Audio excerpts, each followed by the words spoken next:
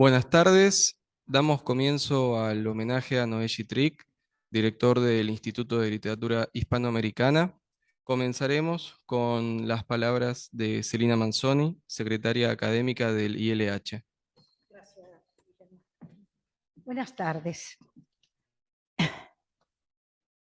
En el espacio generoso del Paco Urondo, que tantas oportunidades y a lo largo de tantos años hemos compartido con Noé, agradecemos la presencia de los queridísimos Oliverio y Magdalena, en representación también de su queridísima Tununa Mercado. También nos acompañan amigos, colegas, investigadores, discípulos y representantes de nuestra Facultad de Filosofía y Letras. Un universo que aún en su amplitud no alcanza a cubrir todo lo que significa la palabra luminosa de Noé, su humor, su activa versatilidad para resolver las tensiones de la vida académica. No podemos dejar de reconocer tampoco su generosa y entusiasta aceptación de las propuestas innovadoras que caracterizan al Instituto, que además, en los duros años de la pandemia, supo apropiarse de las oportunidades técnicas que Noé adoptó concienzudamente. Todo hay que decirlo. La vastedad de su obra, hoy atesorada en la Biblioteca Pedro Enrique Sureña, lo mismo que los primeros 11 libros de la colección asomante en la que publican los investigadores del ILH, lo mismo que los 14 números de la revista Sama, de la que fue director desde su creación en 2008, son escritura viva de una vocación irrenunciable. La lucha de los lenguajes, el título de uno de los tomos de la formidable historia crítica de la literatura argentina, que primero imaginó y luego convirtió en contundente realidad, podría iluminar uno de los sentidos posibles de lo que fue hasta el último momento su obsesión por reflexionar, crear, constituir un lenguaje crítico. Recuerdo en particular su intervención sobre esta cuestión en el cierre de las 34 jornadas del Instituto de Literatura Hispanoamericana, luego publicada en su columna de Página 12. Así como recuerdo una de las últimas conversaciones que tuvimos acerca de la motivación que guiaría el seminario que fue a dictar a Pereira en Colombia. Estimular la creación de un lenguaje crítico, ambición tan unida, tan ligada a su noción de trabajo crítico. Finalmente, de eso se trata, ¿no? Me dijo Noé ese último día en la renovada sala de la dirección del ILH que tanto le gustaba y que tan poco pudo disfrutar. Eso y también lo que llamó la cuestión de los restos, lo que queda después de todo lo perdido. Una sensibilidad que él recuperaba en la pregunta de la melancólica canción de Charles Trenet, ¿qué reste-t-il de nos amours? Y que en el diálogo, para no ser menos melancólica, relacioné con lo que queda del día la novela de Ishiguro. Porque todos los que tuvimos el privilegio de compartir nuestro tiempo con él, tenemos historias, anécdotas, bromas, simpatías y diferencias, como diría don Alfonso Reyes, desde este espacio, que fue uno de sus proyectos, uno entre tantos, pero no uno más, los invitamos a participar en este breve homenaje que ampliaremos más adelante. Muchísimas gracias por acompañarnos en esta triste tarde en Buenos Aires. Gracias.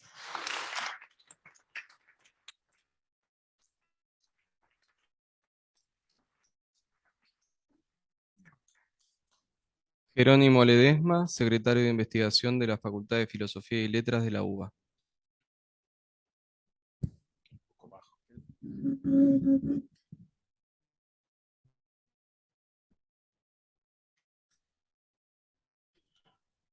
Bueno, tengo acá mi machete.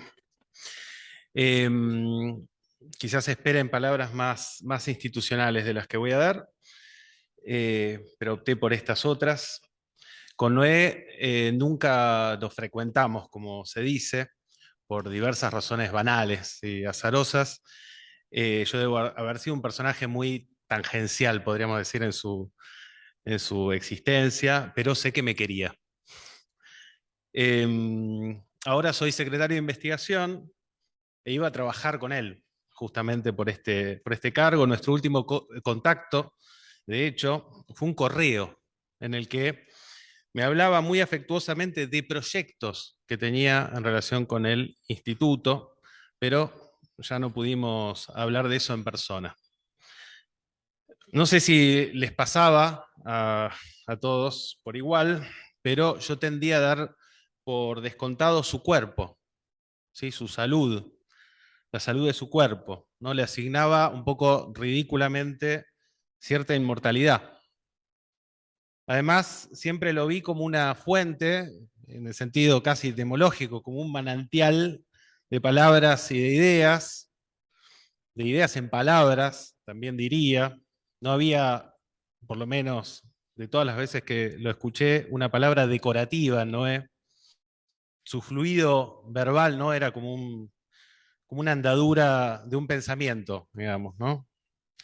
Recuerdo una de las últimas veces que lo vi en esa dimensión maravillosa, fue justamente en un evento organizado por Adrián Amante, que está acá.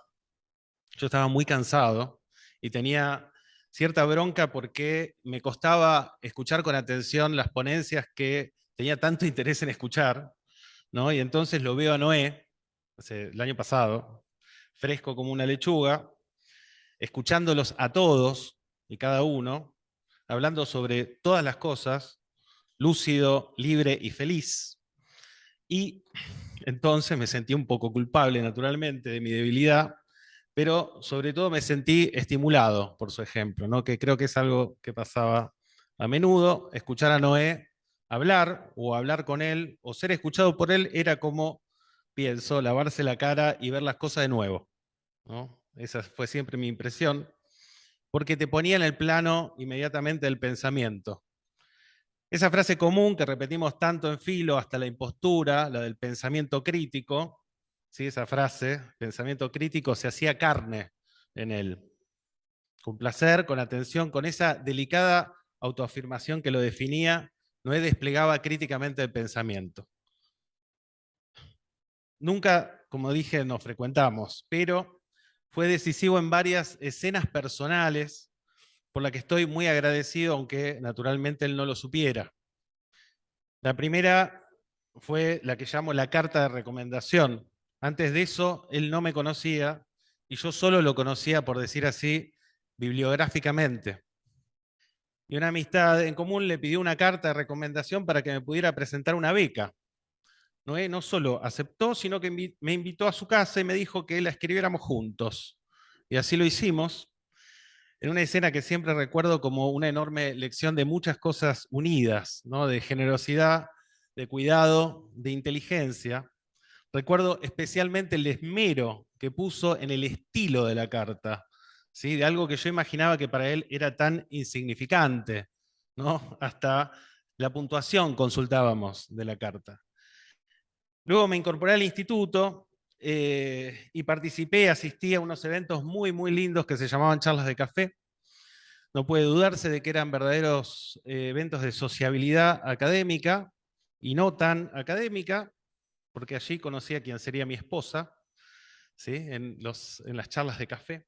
Escuché a Noé en mil y una ocasiones, siempre deslumbrado por la plasticidad que tenía para entrarle a los problemas difíciles por lugares inesperados y, esto es muy importante, estructurarlos en el discurso, ¿no? Como si estuviera modelando un objeto intangible, pero no por eso menos real, ¿no? Esa era la sensación que tenía siempre que trataba algún tema, siempre que exponía alguna cuestión. Y siempre continué mi relación bibliográfica, leyéndolo, ¿no? Su obra está llena de iluminaciones.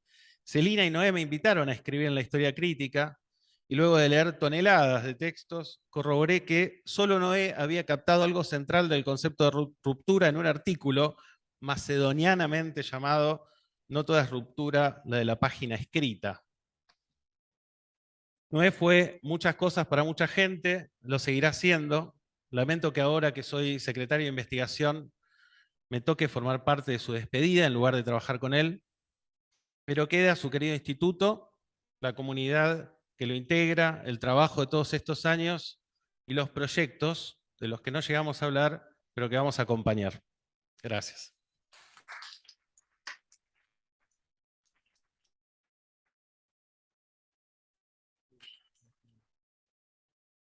Bien, escucharemos las palabras de Beatriz Colombi, profesora e investigadora del ILH.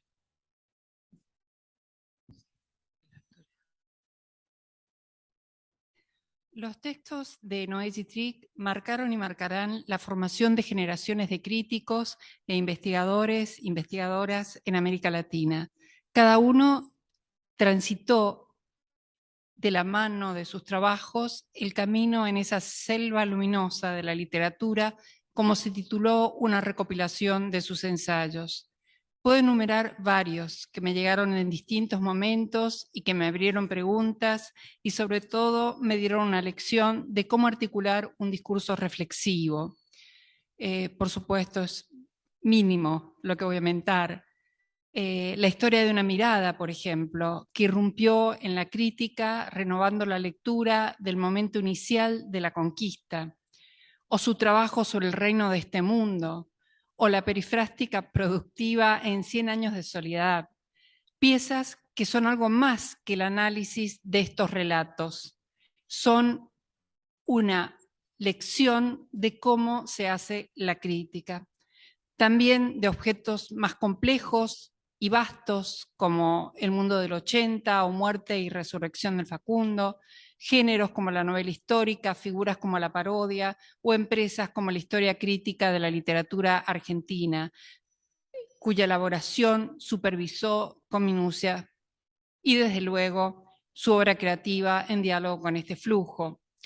Noé Trick formó parte de una generación determinante para la crítica latinoamericana, donde resuenan los nombres de Ángel Rama, Gutiérrez Girardot, Antonio Cornejo Polar, Ana Pizarro, entre otros.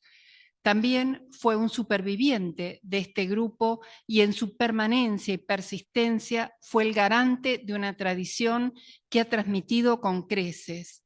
Desde su regreso a la Argentina del exilio mexicano y como director del Instituto de Literatura Hispanoamericana, hizo de este lugar un espacio de formación, producción y difusión ampliamente reconocido.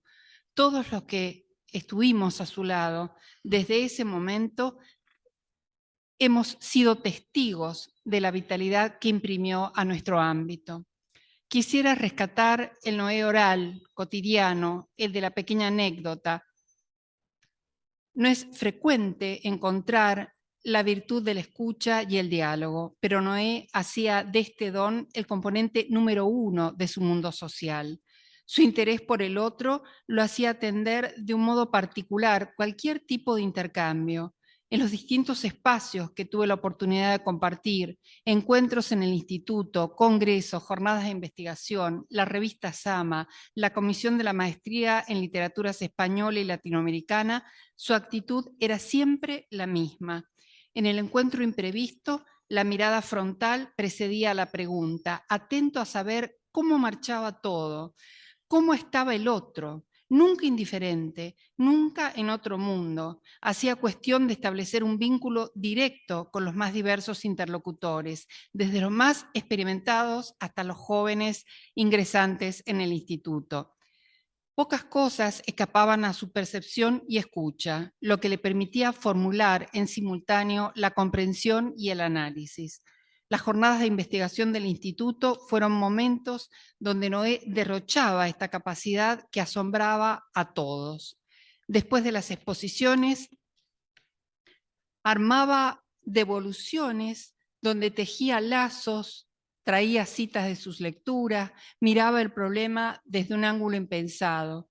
Era copioso, a veces parco, polemizaba si era necesario, indicaba caminos, era vehemente, aunque algo fatigado en los últimos tiempos, pero jamás impasible a la palabra de los otros. Sus intervenciones, que surgían de 2 o 3 palabras anotadas en un pequeño papel que sostenía sobre la pierna cruzada, eran profundas y articuladas, como una escritura en la oralidad. También operaba, por qué no decirlo, como una suerte de oráculo que definía nuestro humor al final de las jornadas. Y aunque su palabra era siempre generosa, nunca fue concesivo. Al contrario, iba a fondo en lo débil o incompleto del argumento escuchado, lo que nos permitía asistir a una escena poco frecuente, una suerte de mayéutica haciéndose a la vista de todos. Generosidad, confianza en el otro, optimismo nato hacia las capacidades de los demás. El humor y la ironía eran constitutivos de su oralidad. Nunca una reunión sin una historia con final hilarante, lo que conforma una de esas instantáneas más perdurables de su imagen, con su sonrisa cálida de ojos entrecerrados. Esa sociabilidad letrada de la que hablamos tantas veces en nuestros trabajos, Noé la enseñaba y practicaba en cada ocasión. Creaba el clima de nuestra convivencia como grupo, previendo la continuidad de una historia de la que se sabía responsable. En las reuniones de la revista Sama, solía improvisar con Jorge Monteleone charlas en Cocoliche, que eran antológicas y restaban cualquier circunspección a la materia, sin por ello abandonar el hilo de lo discutido, como operando en más de un registro al mismo tiempo, porque la línea rectora provenía de su sabiduría, del despliegue de su mundo literario, siempre apuntando tan alto y tan lejos. En las comunicaciones por mail, otra fuente para rescatar al Noé oral mezclaba lo coloquial del intercambio con ese tuyo tan arcaico y al mismo tiempo tan cariñoso con el que concluía sus mensajes. Formar parte de ese espacio donde explayaba su alto sentido del intercambio intelectual y afectivo fue, sin dudas, un envidiable e inolvidable privilegio. La tristeza que deja su ausencia tiene el consuelo de recordarlo también en esta dimensión oral, episódica e intangible. Muchas gracias.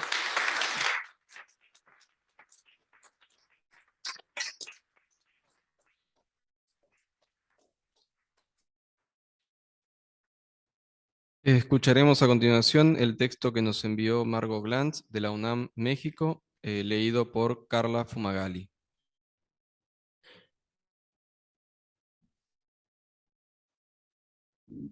Tengo en mi mesa más de 30 libros de los que escribió Noé Trick, además de unos tomos de la historia crítica de la literatura argentina que impulsó y dirigió.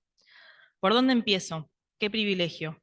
¿Su escritura y su inteligencia o el enorme cariño que durante más de 40 años nos unió con él y Tununa?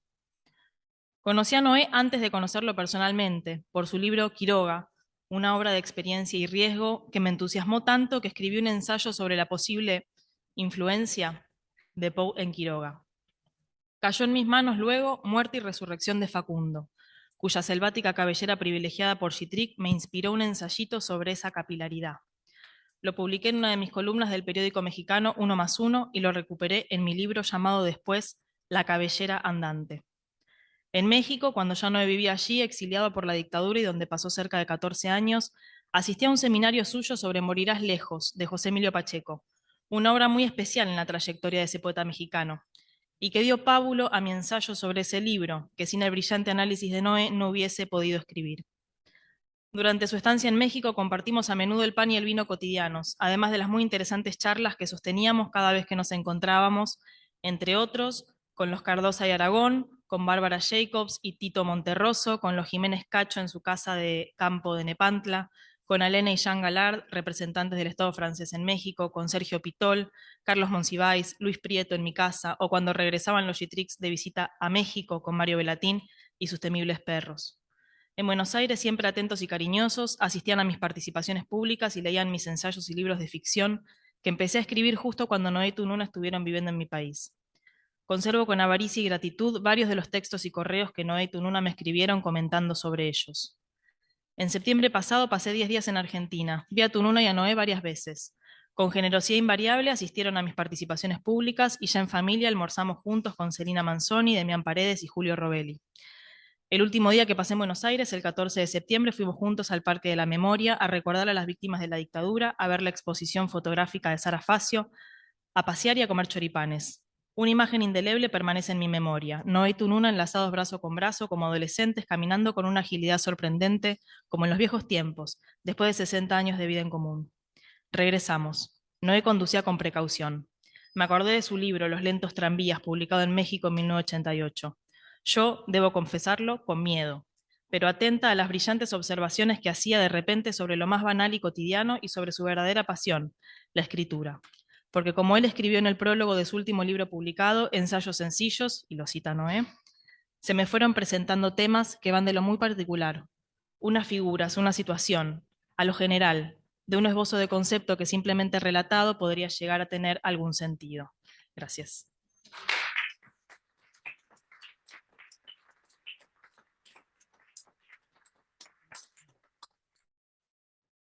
Jorge Monteleone, investigador del ILH.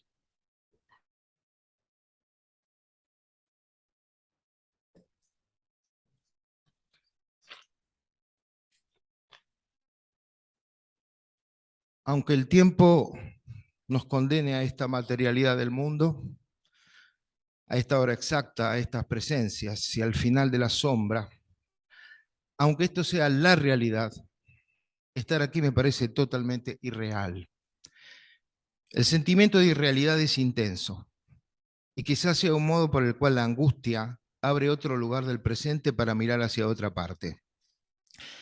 Y parece que no hay respuesta, porque antes, frente a cualquier confusión, frente a cualquier desafío, frente a cualquier incerteza, por trivial que fuese, mirábamos hacia Noé y siempre había una respuesta.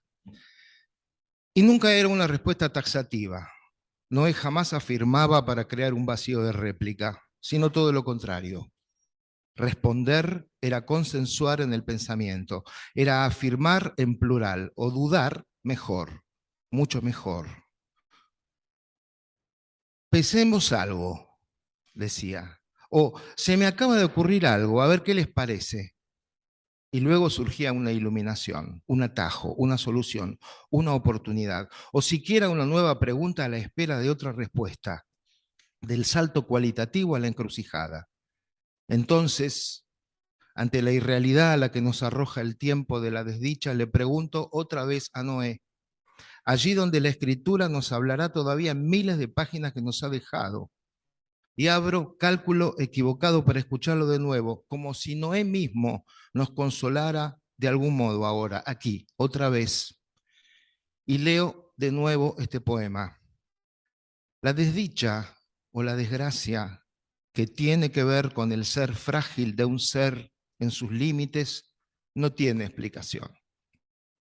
No es justo por qué el ser tiene que ver con sus límites. El ser no nació para ser otra cosa que un límite impreciso, una emoción confusa, un paseo reiterado, irreductible por una plaza sin gente, por ciudades llenas de gente abandonadas. Y por eso lo ataca la desdicha, y por eso lo corre la desgracia. Lo que también escribió Noé es que ser y saber sobre el ser no coinciden. Porque el saber no puede ser aquello que se pierde, aquello que no se quiere perder. El saber sobre el ser no puede ser ni siquiera lo que tenemos el dolor de perder. No es entonces un saber esto que oímos en Noé, sino aquello que nos enseñó tantas veces a escucharle y a presenciar, la incesancia. No podemos dejar de hablar de Noé sin recordar ese vocablo que casi fue su invención. No solo le escuchamos decir y explicar esa palabra, sino sobre todo la vimos actuar en él. Siempre pensé que ante todo era un conjuro del lenguaje contra la muerte. No conocí ni conoceré a nadie así, porque era verdaderamente extraordinaria, absolutamente impar su capacidad de situar la incesancia en los límites del ser bajo cualquiera de sus formas. Porque allí donde habla el vacío, la incesancia de dar sentido, interminablemente diferida, es la garantía de la vitalidad. Con el conocimiento de los límites, sin ilusión alguna acerca de los verdaderos límites, Noé no cesaba. Era una antigua fuerza que incluso en momentos de extrema debilidad o desazón ejercitaba porque su fundamento era el deseo. Y no apenas un deseo individual, sino una verdadera política del deseo que solo puede ser colectiva, porque lo que no cesa, resiste. Eso lo hemos vivido desde 1990, hace más de 3 décadas y con varias generaciones en el Instituto de Literatura Hispanoamericana. Fui convocado para dar aquí ese breve testimonio ahora, porque fui testigo desde el principio de la transformación del instituto con la llegada de la democracia en 1984. David Langmanovich fue entonces el que lo situó en el mundo del intercambio académico, lo transformó en un centro de investigación en el que confluyeron miembros de las cátedras, becarios, doctorandos, investigadores formados y docentes, y recibieron el flujo de numerosos especialistas de Latinoamérica, Estados Unidos y Europa, con 2 grandes congresos internacionales, las jornadas de investigación que hasta hoy se desarrollan, y la actividad y la afluencia permanente con los estudiosos de nuestra literatura de todo el ámbito nacional. La continuidad de Susana Zanetti durante un periodo breve pero intenso estableció un puente para consolidar esa tarea previa entre 1988 y 1989 y dejó esa impronta dialogal, docente, personalizada en la formación de las generaciones venideras que se reunían en el instituto como centro de referencia. Y Noé Trick tomó la dirección de nuestro instituto desde 1990. No desdijo el legado de David Langmanovich y Susana Zanetti, lo amplió, lo diversificó, lo dinamizó y lo consolidó. No solo continuó con todas las tareas de sus antecesores, sino que promovió numerosas actividades en torno de la literatura del continente para que se volviera un verdadero foro, como aquella palabra antigua que usó un día para reunirnos que venía de Grecia y de los románticos alemanes, el Ateneo. Veo a escritoras y escritores célebres o principiantes recorrer el instituto, y esto no cesó durante la pandemia con encuentros virtuales. Ahí donde hubo charlas, presentaciones de libros, debates, las jornadas que incluso hicimos en otras partes del país, en una especie de falansterio súbito, organización de archivos y biblioteca, reuniones de grupos de estudios, de cátedras, seminarios dictados, cursos, conferencias, propuestas, pasantías, innumerables tesis y proyectos radicados allí, un estado de constante movimiento, incremento en número de investigadores y trabajos continuos, y además la ampliación a otra tarea que el instituto no había emprendido, las publicaciones. La producción a lo largo del tiempo de los libros que recopilaban el contenido de las jornadas de investigación, incluyendo las discusiones, la colección asomante, la creación del boletín de reseñas bibliográficas a lo largo de más de una década y 10 números, la fundación de la revista Sama, que este año publicará su número 14, y además una gran parte de los que formamos parte del instituto fuimos convocados a la realización conjunta de la historia crítica de la literatura argentina, que se formó, como recordaba el editor Alberto Díaz, con quienes trabajamos en las universidades públicas y los institutos de investigación argentinos. Era la incesancia. En todo eso se hallaba la incesancia. En cada actividad, presente o consulto, con una atención incansable, allí estaba Noé, siempre. No solo la atención y la palabra y aquella capacidad de respuesta de la que hablé al principio, sino también el humor, la risa, la ironía y una paciencia constructora, hacedora. Parece que hablo de instituciones, pero se trata de nuevo de aquella incesancia como política del deseo. Es un acto amoroso y es un acto utópico para nuestras culturas y es un acto fundacional. Y es una herencia, y es un legado. No hablo de saber, sino de sabiduría. Lo veo con ese gesto único, inquieto, solidario, cuando todo se le encendía en la duda voluntariosa y en el hacer. Si el ser mismo tiene que ver con sus límites, si estamos hechos de tiempo, ¿y acaso la desdicha y el dolor se ensaña por eso mismo y nos corroe ahora? ¿Qué hacemos, Noé? ¿Qué hacemos sin vos, Noé? No cesar, no cesar, no cesar. Gracias.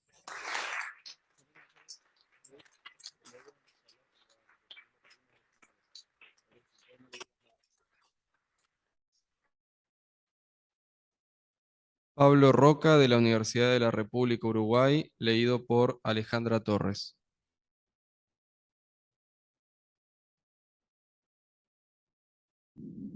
Un recuerdo.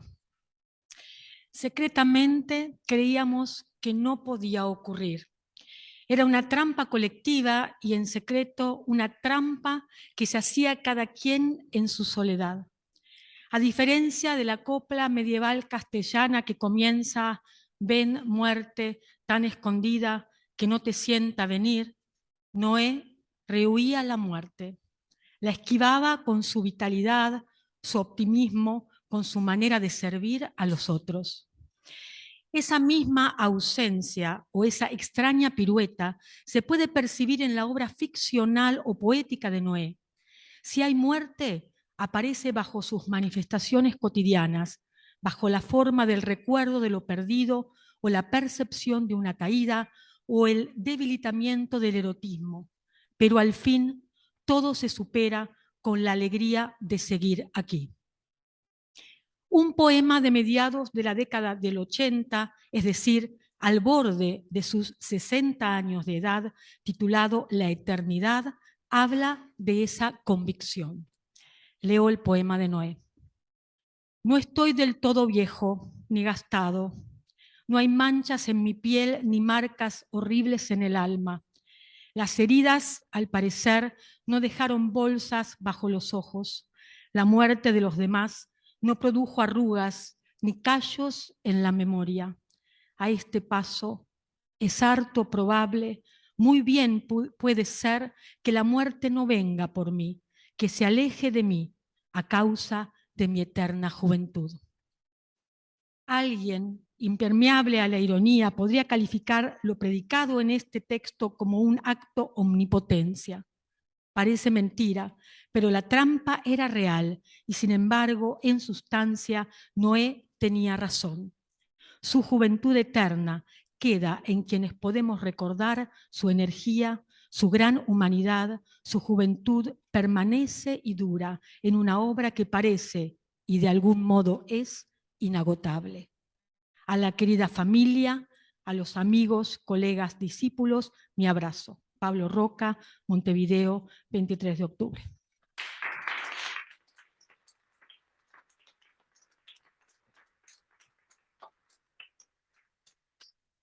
Adriana Amante, profesora e investigadora del ILH. Hola. Nunca sé exacto cuándo empieza la temporada de paltas. Creo que en un tiempo lo supe, pero acaso eso ya poco importe. Lo que sí sé, y eso no hay manera de no recordarlo, y mucho más ahora, es que apenas maduraba en mi jardín, la primera palta ya tenía destino. Reservaba esa primera y 2, 3 o 4 más, las que podíamos alcanzar en el árbol, para llevarle a Noé.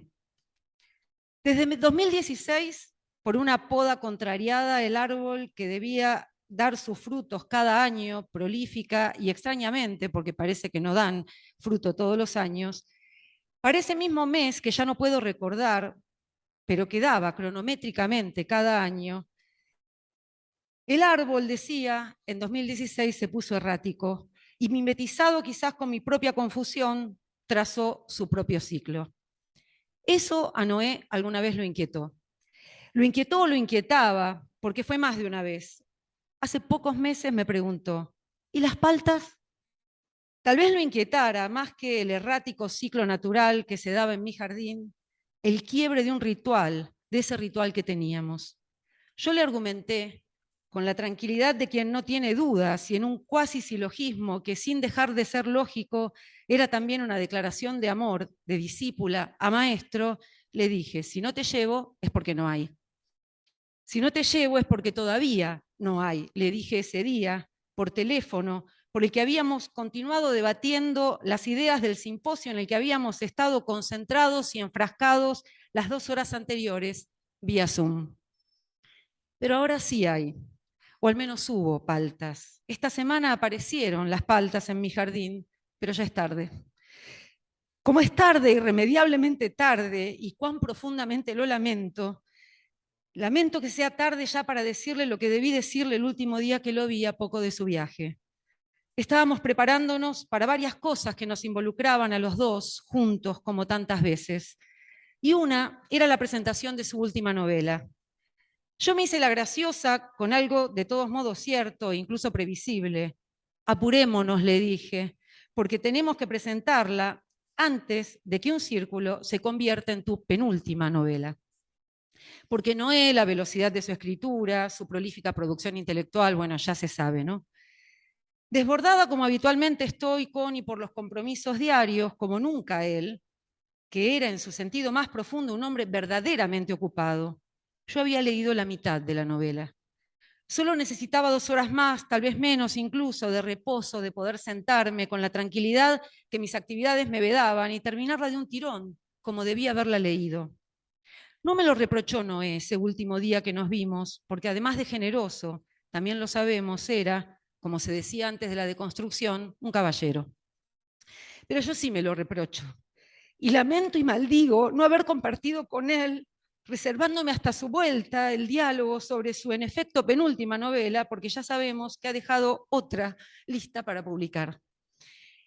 2 cosas quiero recuperar de Un círculo, esa novela.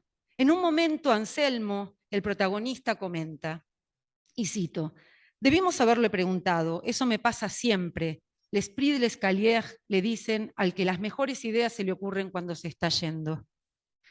L'esprit de l'escalier, ya se sabe, un vix tardío, una ocurrencia fuera de tiempo, como ese l'esprit de l'escalier, que ahora que por supuesto he terminado de leer la última novela publicada por Noé, ese que siento, que tengo, tal vez que padezco, ese esprit de l'escalier que no es, sin embargo, el de la astucia retórica. No es el de la astucia retórica, sino el de la melancolía. El de la melancolía por no haber charlado con Noé de su novela antes del viaje, aunque claro, hablamos de otras tantas cosas antes del viaje. Pero no hablé con él de su novela con la temeraria tranquilidad de que nada podía pasar, de que nada podía pasarnos, de que la conversación sería infinita, porque él nos había acostumbrado a la eternidad.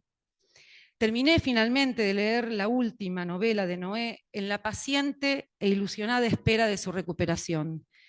Del mismo modo que había leído la primera parte, en la paciente espera de una guardia de hospital en la que yo esperaba que me atendieran por una cuestión menor. No era la primera vez, y alguna vez se lo había comentado a Noé, porque su libro sobre las lecturas, Fantasmas del Saber, también lo había leído yo paciente, como si su escritura fluctuara entre el acompañamiento y el sostén en una guardia de hospital. Del hospital para el que, también vinculados como con Sarmiento, Noé y yo habíamos publicado un trabajo sobre medicina e historia. Un hospital, todo hospital, es como la lectura un espacio que cobija, que ampara, que protege. Seguramente hemos leído todos el bello libro de Derrida y de Fourmantel, pero lo que yo quiero rescatar y señalar es la condición de Noé y de su escritura como hospes. Su escritura y la lectura de sus libros como hospitalarias, reconfortantes para el que lee, pero sobre todo la escritura de Noé como hospes, no solo de la articulación de un pensamiento, sino también de la duda, como dijo Jorge, no la de la incertidumbre, sino la de la inquietud que es una forma de la indagación.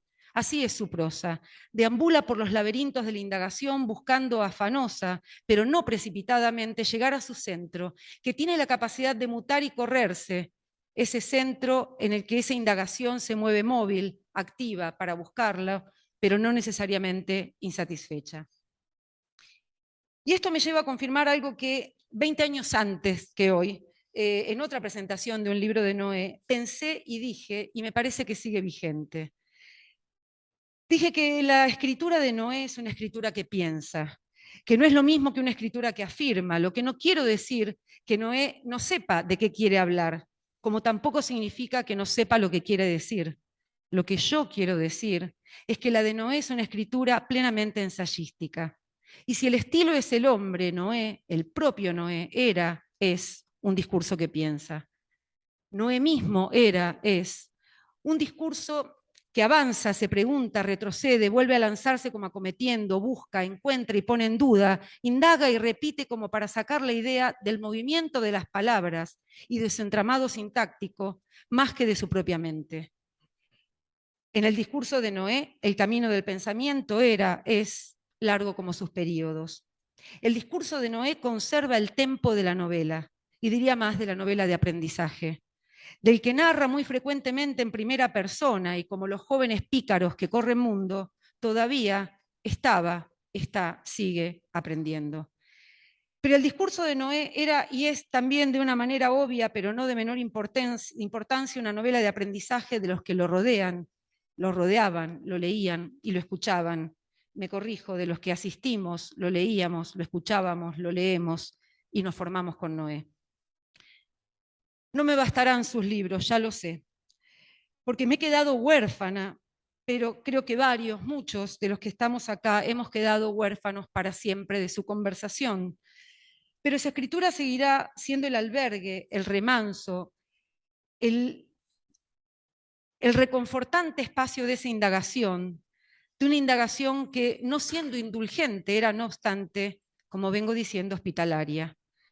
Hospitalaria como cuando anfitrión bien dispuesto, junto con la adorable Tununa, te sentaba y te sentaban a su mesa después de una laboriosa mañana sarmientina para reconfortarte con un plato de sopa de palta y después, cómo no, porque Noé, generoso y múltiple, siempre se hacía tiempo para todo, pasarte además la receta traducida del francés. Sopa de palta. Pelar y aplastar la palta con un tenedor, añadir el jugo de limón y guardar.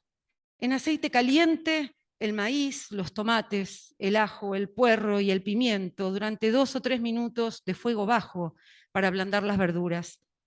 A la mitad de las verduras incorporarle la palta y aplastarla y procesarla hasta homogeneizar la mezcla y ponerla en una cacerola. Añadir el caldo, la leche y el resto de las legumbres y calentar a fuego bajo durante 3 o 4 minutos. Hasta aquí su receta, que es otra forma de la escritura de Noé. Esa escritura que por suerte para quienes fuimos convidados al banquete de su prodigalidad afectiva e intelectual, también nos quedará como legado, como otra forma de su vitalidad.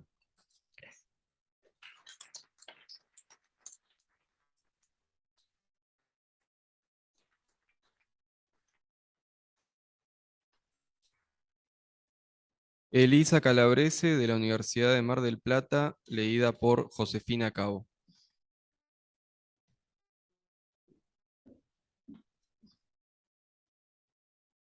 Ya sabemos de la relevancia intelectual de Noé como escritor, profesor, crítico y teórico, saberes que reunió en su máxima pasión, la literatura. Pero no voy a detenerme en esos aspectos, sino en mi recuerdo personal. Trataré de esbozar, entonces, algunos momentos compartidos durante más de 20 años con la fragilidad de sentido que tienen las fotografías de un aficionado. Espero transmitirles algo al dejar fluir imágenes tan intensas en mi memoria, como por ejemplo, imaginar que si esto fuera el fragmento de una conversación con Noé, él seguramente elaboraría de inmediato una teoría. Podría ser algo sobre la mirada, la imagen, la reminiscencia y la escritura, o vaya a saber qué más, con esa característica rapidez que tenía para elevarse al pensamiento abstracto desde una circunstancia cualquiera. A principios de la década de los 90, cuando dictaba los seminarios para la maestría en Mar del Plata, Noé fue huésped en mi casa, y esa oportunidad, esa proximidad, construyó una amistad cuyas huellas son perdurables. Creo que una de las condiciones que más me seducen en una persona es el sentido del humor. A Noé le sobraba, y era un humor pleno de matices que iba desde la ironía sutil a la observación caricatural. Otros momentos menores, pero siempre vívidos, muestran el costado cotidiano de un intelectual. Compartimos el gusto por la cocina. Como disfrutaba el dulce para terminar la comida, aprobó la preparación de mis membrillos en almíbar y me cedió la difícil receta de su jalea de uvas. El relato de un crimen ocurrido en Mar del Plata fascinó a Noé, quien se apropió de la historia y escribió su novela Mares del Sur. Noé anotaba en una libretita detalles que luego transformaría, así como me transformaría en uno de los personajes en escenas que asumen, sin duda, carácter de desopilante disparate. No los sorprenderá a esta altura que Mares del Sur sea una de mis narraciones preferidas. Nunca estuve tan cerca de la dinámica transformacional desde la materia en bruto del relato al movimiento que se gesta en el imaginario del escritor, como un crisol en el que se funden y mezclan los elementos. Resta decir que también fue una notable excepción lo ocurrido ahora con Noé. No hemos asistido a la decrepitud ni a la depresión que acompaña a la vejez. No hemos visto la declinación de su brillante intelecto, solo conoció la plenitud. Estoy segura de que si Noé hubiera podido elegir la manera de irse, hubiera sido esta. Tal certidumbre puede confortarnos. Muchas gracias.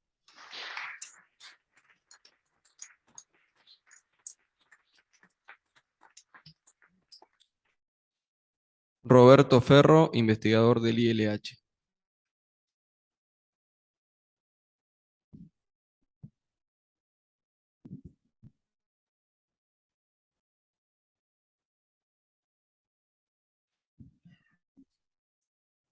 Con Noé, a lo largo de los años, fuimos urdiendo múltiples redes de relaciones.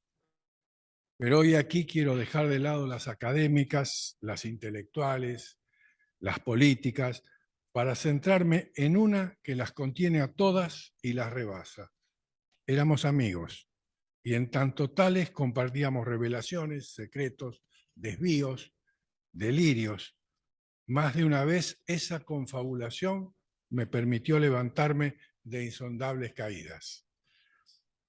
Cuando he escrito y hoy leo su nombre frente a la presencia de ustedes y su abismal ausencia, es a él en mí a quien nombro. Me dirijo a él en mí, en ustedes, en nosotros, a través de su nombre. Todo lo que ocurre y todo lo que se dice a propósito de él queda entre nosotros. El duelo comienza en ese punto, pero ¿cuándo? Porque antes del acontecimiento incalificable que llamamos muerte, la interioridad de Noé en mí, en ustedes, en nosotros, ha empezado ya a ser mella. Para decir esta emoción sin precedentes, la que experimento aquí, comparto con ustedes, la que el pudor me impide exteriorizar plenamente, para precisar sin confidencias ni exhibición personal que esta emoción singular se debe a la responsabilidad que me impone la despedida. Entonces, permítanme evocar una vez más a mi amigo, solo una vez más, cuya voz tanto me gustaría volver a oír. En estas semanas interminables me ha aferrado una imagen de Noé, a su gesto, a su sonrisa, a su humor. El vuelo de Avianca había sido cancelado. Logramos que nos incluyeran en uno alternativo que saldría sobre mediodía. Tras un trámite arduo y complejo, pasamos a formar parte del grupo de pasajeros prioritarios. Y así fue que ingresamos antes que los demás al túnel laberíntico que conducía al avión. Noé caminaba un par de pasos adelante. Habíamos despachado las valijas. La mía era de mayor tamaño. Siguiendo sus consejos, debía prever espacio porque la ropa en Colombia estaba muy barata. De pronto giró y apuntándome con su mano me dijo: vos te vas a tener que comprar un traje. Mi respuesta fue inmediata: ni en pedo. Y entonces sonriendo se acercó y me acarició la mejilla. Pensalo bien, va a estar el rey de Suecia entregándome el premio, no me vas a hacer quedar mal. Y entonces nos metimos en el avión tomados del hombro, burlándonos de aquella audacia, para atenuar la tensión del deseo de que finalmente se consumara esa escena. En mi caso no puedo desligar su muerte de la amistad, Porque como se ha dicho tantas veces, cuando se pierde un amigo, se pierde también una parte de nuestro propio ser. Ese minúsculo y descomunal universo de pasiones, complicidades, de afectos y rechazos establecido en conjunto con quien fallece, se extravía, se desvanece con su vida. Su muerte me permite individualizar de manera más radical el sentimiento de finitud de mi propia persona. Una muerte que lleva consigo un duelo que no es solamente una despedida, la despedida del otro, sino también un acto de profunda interiorización por mi parte de la sobrevivencia. Soportar ese choque, soportar la pérdida del otro, es la morada que el fallecido deja sobre los vivos. La ley que rige las relaciones con el amigo muerto, esto es, con la muerte y con la amistad, es una ley estructural y ecuménica, una ley inflexible y factal. De dos amigos, uno verá morir al otro. La despedida es separación última, el adiós que se enuncia desde la vida, como el momento donde se entrecruzan la muerte vivida, la muerte padecida, la muerte celebrada, la memoria de la muerte. Tener a Noé como amigo, observarlo, seguirlo con la escucha, admirarlo en la amistad, ha sido tener la certeza compartida de manera un poco más intensa y herida por adelantado, siempre insistente, cada vez más inolvidable, que fatalmente uno de los dos vería morir al otro. Uno de nosotros dos partiría. Ha llegado ese día, un día que ya no estaré viéndolo. Ese día ha llegado y me toca a mí despedirlo. He escrito estas palabras porque dudaba de mi entereza, de la impotencia para encontrar el valor para hablar en esta despedida. Al mismo tiempo dudaba de la posibilidad de tener el coraje de elevar la voz en el momento en que justamente falta en ánimo para decir apenas simplemente adiós. En última instancia, en el extremo mismo de la resistente fidelidad, se me impone en este discurso de despedida un oscuro deseo de remate artístico, cifrado solo en citar a Noé, siempre suponiendo que pudiera saber dónde comienza una cita y dónde terminarla. La fidelidad requiere una cita, en el deseo de dejar hablar al otro, y la fidelidad requiere que lo vuelva a citar para encontrarlo en la letra de sus textos una vez más. Esta es una cita de Noé. El anuncio de la repetición pone de relieve la incesancia como aquello que llega reapareciendo, aquello que trastorna lo ya leído en la reescritura, que liga al texto con un más allá del texto. Te cito, Noé, para volver a encontrarte en un diálogo incesante, un diálogo sin fin. Gracias.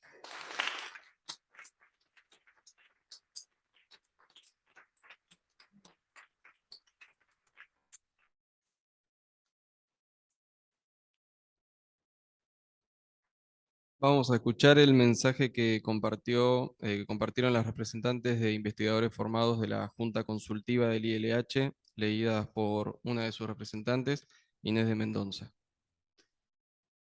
Las representantes de la Junta Consultiva del ILH, de los investigadores formados, Adriana Mante, Jimena Nespolo, Vanina Teglia y yo, lamentamos profundamente el fallecimiento de nuestro querido director Noé Trick. Desde ya compartimos todo lo que se ha dicho hasta el momento, desde el instituto, desde la facultad y en los escritos afectuosos publicados en estos días por amigos e intelectuales y por tantos medios públicos que le han rendido homenaje. Sobre esto, nosotras quisiéramos subrayar que extrañaremos especialmente, además de su humor, claro está, su trato humano y respetuoso sin excepción para con cada una de nosotras en todas las ocasiones en las que hemos coincidido, y entre ellas, especialmente, las reuniones de la Junta. Ante diferencias de punto de vista e ideológicas de todo tipo que surgían, Noé demostraba siempre una amplísima y versátil inteligencia, que no es novedad para ninguno, lo que permitía la superación de todo escollo. Honraba así las reverberaciones metafóricas que contiene su nombre.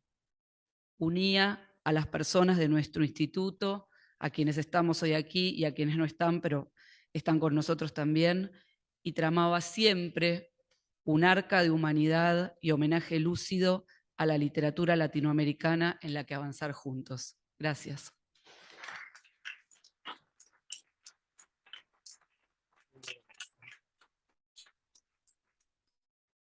Invitamos a Américo Cristófalo a compartir unas palabras.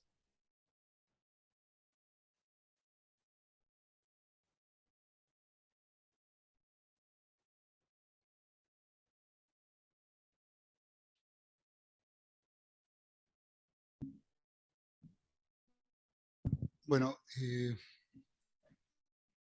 no tengo nada escrito y probablemente improvisar después de haber escuchado frases tan precisas y bellas, incurra en algunos convenientes.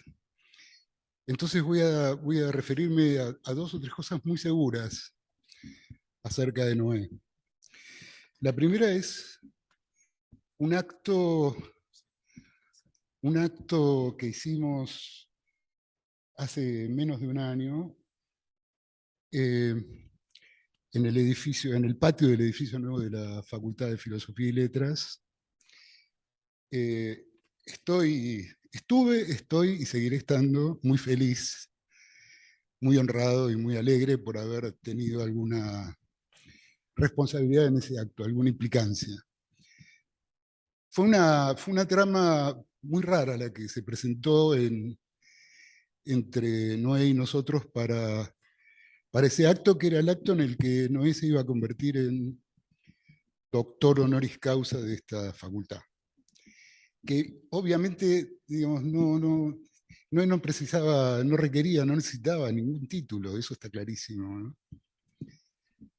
Pero había un juego, digamos, allí, un juego que tenía que ver, después lo supimos, a partir de la exposición, extraordinaria exposición de Noé en ese mismo acto, cuando narró su larguísima relación con esta facultad, ¿no? Larguísima, o sea, creo que dijo, si no recuerdo mal, ayúdenme, más de 70 años, ¿no?, de vinculación con esta facultad. Y fue una circunstancia extraordinaria porque ese patio, digamos, recibía como primer acto, digamos, este acto de reconocimiento a Noé, y dije que había sido una trama muy graciosa, digamos, la que se había presentado en esa conversación, porque esto surgió en la presentación de un libro de Horacio González, en la librería Caburé. Me acababan digamos, las circunstancias son absolutamente azarosas, digamos. Acaba de salir Graciela del decanato de la facultad, había quedado yo como decano, y conversábamos con Noé a ver qué travesura podíamos hacer, y se nos ocurrió esta, que me parece que fue extraordinaria, porque fue un modo de recordar, digamos, muy prolijamente esa historia, ¿no?, que atravesó todos los edificios de la facultad, empezando por Viamonte y terminando en el edificio nuevo de José Bonifacio. Yo no estudié la carrera de letras aquí en Buenos Aires, tuve un profesor de literaturas latinoamericanas en Barcelona que se llamaba Luis Izquierdo. Luis tenía entre sus bibliografías preferidas a Noé. El nombre de Noé ya nos sonaba a muchos de nosotros de mi generación, digamos, por distintas razones, pero muy obvias, las que tenían que ver precisamente con el lugar que había ocupado Noé en los 70 en esta facultad. Y con el nombre de Noé todavía más atrás, en la revista Contorno, ¿no? Bueno, Noé formó parte de esa generación y creo que fue absolutamente decisivo para todos nosotros. Esa generación, la figura de Noé en la facultad, y bueno, la figura de Noé para todos nosotros creo que fue siempre y va a seguir siendo una figura irreemplazable.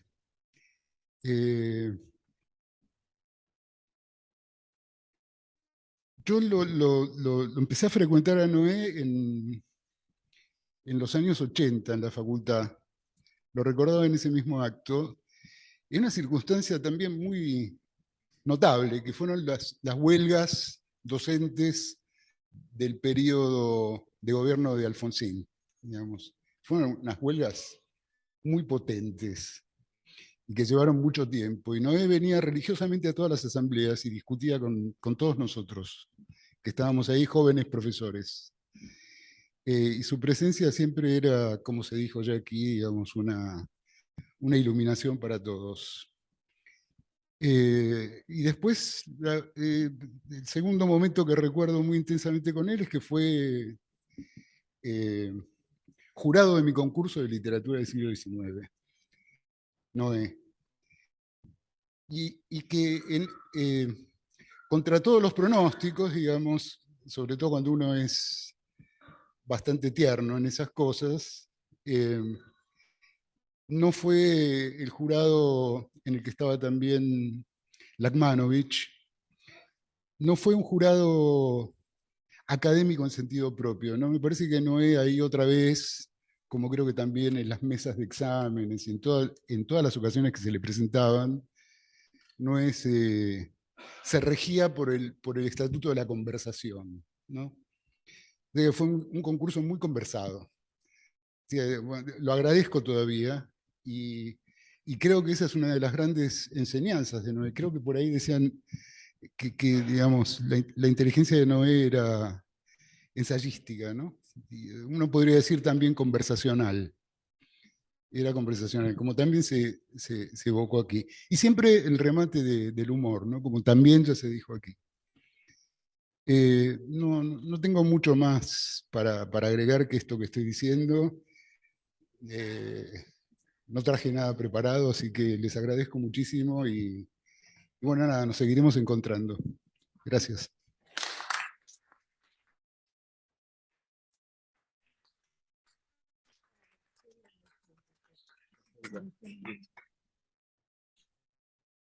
Mario Golubov, de la Universidad Nacional de La Plata.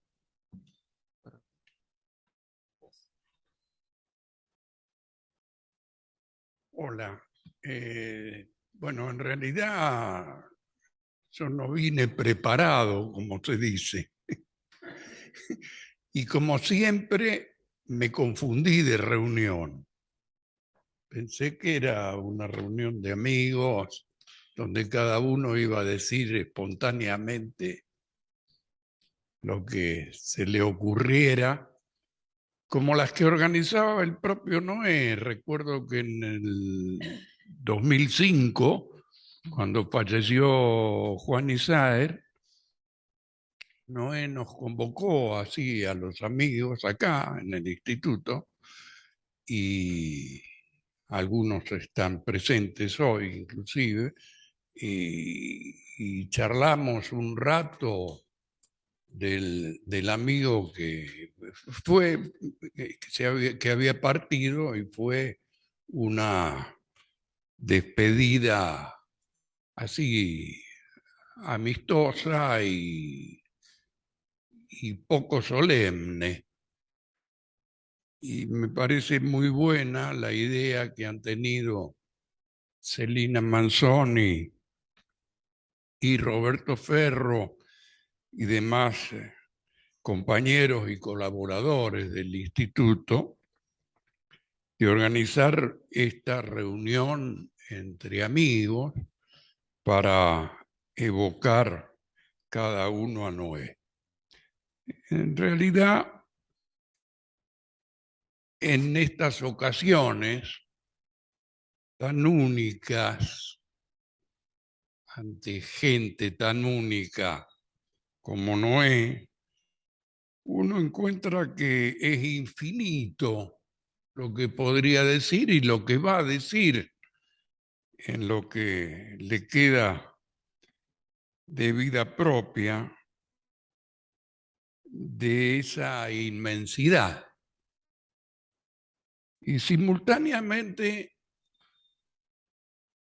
que es muy poco lo que se puede decir de significativo que no se haya dicho ya. Pero si hubiera que elegir una sola impresión que tuve siempre de Noé, entre tantísimas otras, es que era un hombre que no cesaba de pensar. Pensaba constantemente, yo conviví con él en muchas ocasiones, se levantaba pensando, se acostaba pensando. Yo tengo la impresión de que dormía pensando y de que soñaba pensando. Si bien me contó algunos sueños que son como los de todos, y bueno, y el consuelo de creer que a lo mejor sigue pensando y que es posible que siga pensando. Creo en esa energía que no se ve, no se toca, pero se transmite, y es posible que, es casi seguro, que él la poseía. En fin,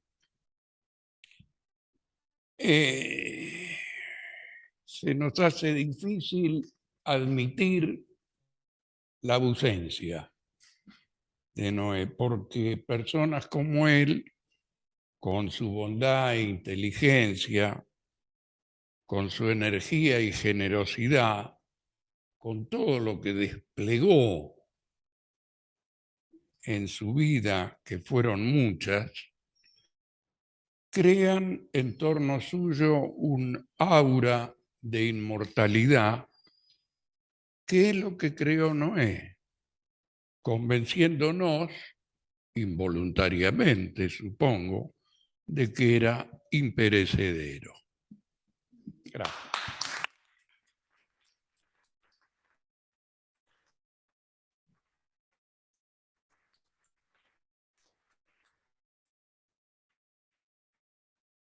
Liliana Weinberg, de la UNAM México, leída por María Laura Romano.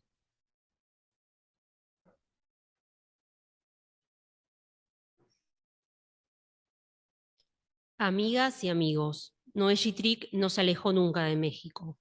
Muy por el contrario, en los últimos años su presencia aquí se fue haciendo cada vez más fuerte.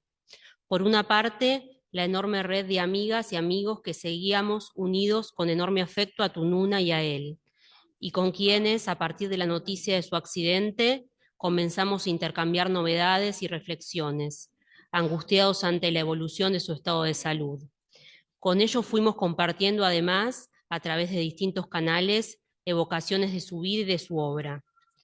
Me reencontré también con Noé a través de su participación como académico correspondiente de la Academia Mexicana de la Lengua, que le otorgó el Premio Internacional de Ensayo Pedro Enríquez Ureña y publicó una valiosa muestra de sus aportes en el campo. Muchas fueron también las conversaciones y noticias que aquí compartimos, convocados por la figura entrañable de Noé Yitrick. Por otra parte, quiso el destino que una invitación a que participara en el libro colectivo Redes Intelectuales y Redes Textuales, en una especie de plan secreto que hicimos con nuestro común amigo Pablo Roca, nos permitiera interactuar con Noé, y que él nos dejara a vuelta de correo un primoroso y cabal testimonio de su relación con las revistas. Una vez publicado el libro, volvimos a encontrarnos varias veces a través de internet y pudimos volver a escuchar sus intervenciones. Cuando tuvimos noticia de su accidente, la gravedad de su estado y su fallecimiento, varios amigos que participaron en el libro, como Juan Mendoza y Pablo Roca, evocaron la que tal vez fue su última participación, prácticamente una clase ejemplar, una reflexión sobre la amistad y la literatura, una meditación sobre las revistas. Como también escribió en Brecha nuestro amigo Pablo Roca, quizás su gran lección final la impartió el 12 de agosto, cuando se presentó el libro Redes Intelectuales y Redes Textuales, Formas y Prácticas de la Sociabilidad Letrada, coordinado por Liliana Weinberg. En la ocasión, sin redundancia ni tropiezo, expuso sobre el sentido de una revista, su estructura y sus alcances. Guardaré como un tesoro esta inolvidable lección. Y guardaré también su último mensaje por correo electrónico, fechado el 1 de septiembre de este mismo año, cuando lo invité a una nueva presentación de nuestro volumen en el Colegio de México. Querida Liliana, lamentablemente estaré fuera de Baires en esa fecha, lo que no impide que me alegre por cómo va abriéndose paso el libro. Besos y que todo salga bien. Tuyo, Noé. Nos queda así un testimonio más de la calidez, el afecto, la generosidad del maestro, del escritor, del amigo, del impulsor de proyectos compartidos y de ideas luminosas, siempre alerta, como el otro Noé, bíblico, épico y fundacional, para ver en el horizonte la llegada de una paloma de esperanza que presagia tierra firme, porque Noé nos seguirá anunciando siempre la llegada de la palabra, la llegada de la maravilla. Gracias.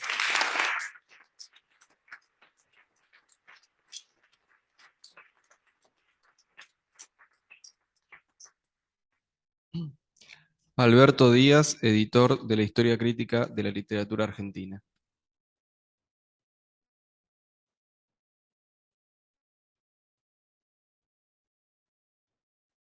Hola y buenas tardes. Bueno, a mí me pasó un poco lo de Golubov.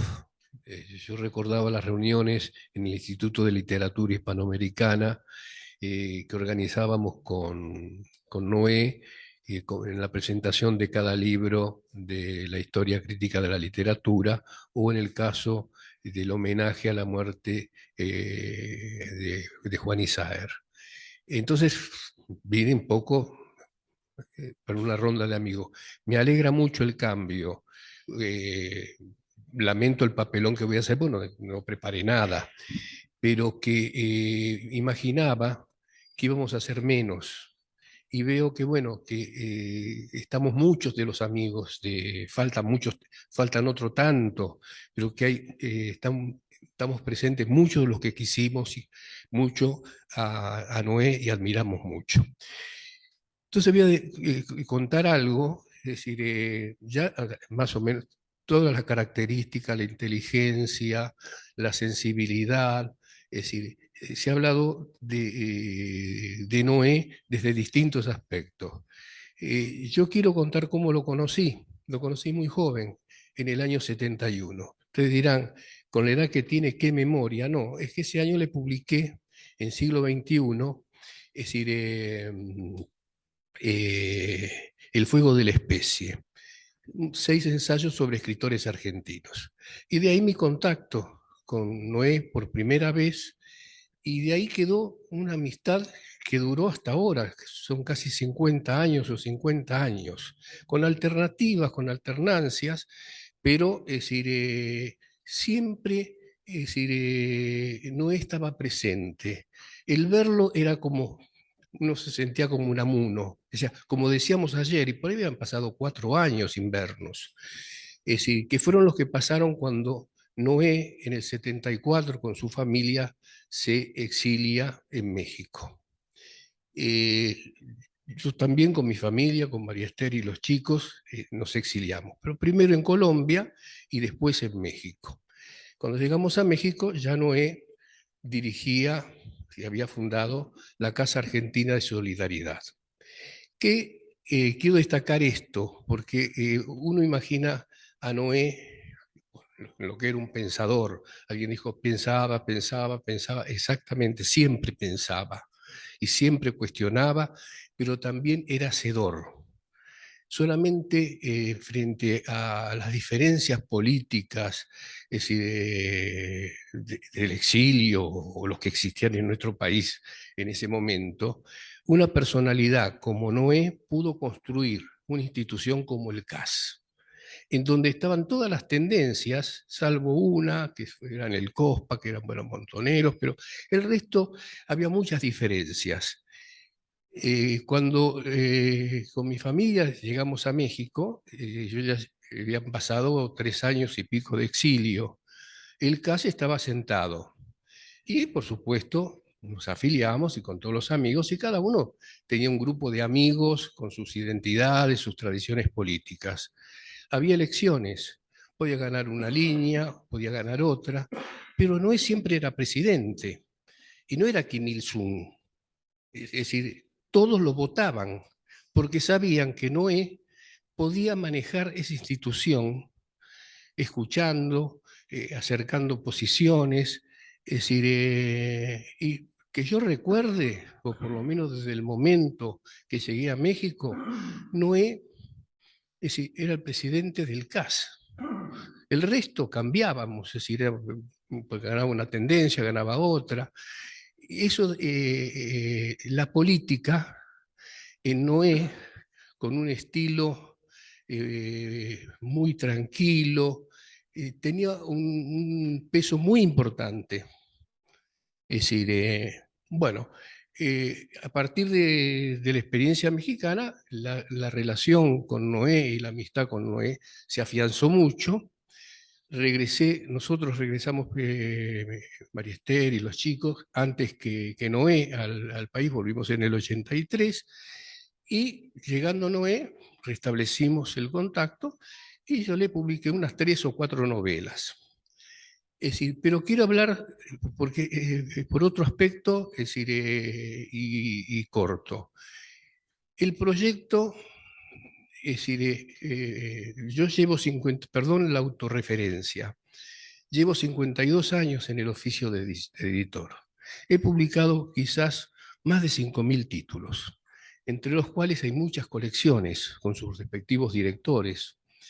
Es decir, y puedo asegurarle, y no es porque en el momento estamos hablando de Noé y comenzamos a embellecer o de tapar. No conocí ningún director de colección, es decir, con la obsesión y la voluntad de trabajo de Noé. Es decir, el proyecto de la historia crítica de la literatura lo comenzó la editorial MC, cuando era autónoma, cuando era de los del Carril. Y ahí se publicaron 2 volúmenes, es decir, el 10 y el 11. Cosas raras. Es que generalmente uno se imagina cierto orden cronológico, pero precisamente esta historia crítica de la literatura, la cronología, es decir, importaba, por supuesto, pero es decir, los periodos se entrecruzaban, se solapaban, era otro criterio, otro enfoque, es decir, y salen el primero el de Susana Chela, el número 10 y el 11 el de Elsa Drukarov.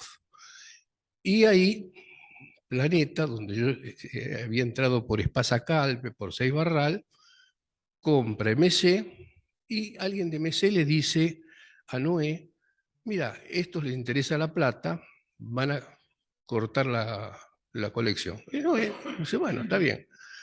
Les informa a los que había convocado. Yo cuando me hago cargo de MC, empiezo a ver los proyectos que hay, veo que yo ya sabía que habían empezado a publicar la historia crítica de la literatura, porque Noé especialmente me llamó para que el día de la presentación de uno de los volúmenes en la librería Hernández. Es decir, lo llamo, digo, Noé, cuando tengas tiempo, juntémonos y vamos a ver cómo seguimos con esto. ¿Qué? ¿Seguimos? Y sí, si hay un contrato firmado, ¿cuál es el problema? Pero no sé, bueno, juntémonos. Y ahí empezamos. Y esa colección llevó 20 años, casi 20 años desde salió en el 99 el libro de Susana Chela, el primero. Y el último, es decir, una literatura de ficción de Jorge Monteleone, el último y el más difícil, por la proximidad, por lo difícil del tema, pues todo abarca el periodo de la dictadura. Es decir, pasaron casi 20 años. Es decir, Noé, en todos los tomos hay un epílogo de él. Revisaba y devolvía, hacía trabajar a los colaboradores.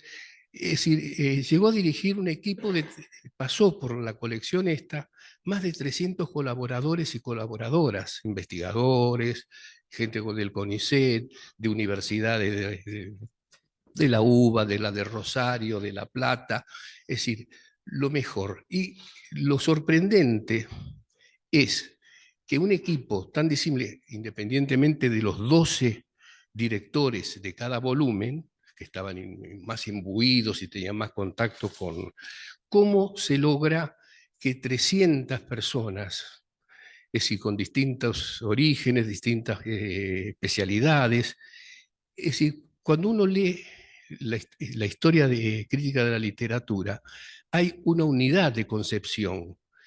Y, por supuesto, Noé era tan ateo como yo, pero él decía, yo decía, qué difícil tu trabajo.